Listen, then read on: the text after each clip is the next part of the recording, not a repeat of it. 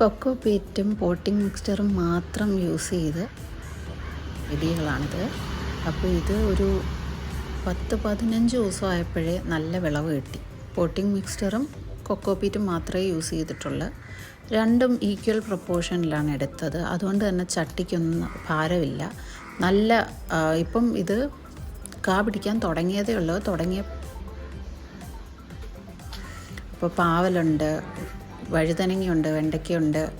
അങ്ങനെ എല്ലാത്തിനും നമ്മൾ ഈ ഒരു പോട്ടിംഗ് മിക്സ്ചർ തന്നെയാണ് യൂസ് ചെയ്തേക്കുന്നത്. പയറുണ്ട്, പിന്നെ അതുപോലെ കൊടിമരമുണ്ട്. കൊടിമരം എന്ന് പറഞ്ഞാൽ വെറ്റ.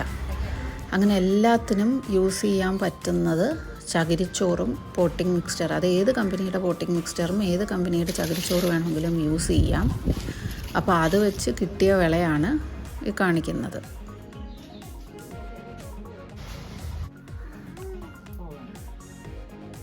രാമച്ചമാണ്.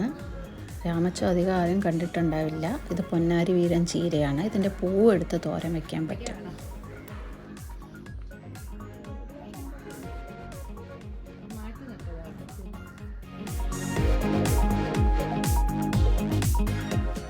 നട്ടേക്കുന്ന മുഴുവൻ ആഫ്രിക്കൻ മല്ലിയാണ്. സെയിം നമ്മുടെ മല്ലിയിലയുടെ അതേ ടേസ്റ്റാണ്. ഇതാണ് വെറ്റ.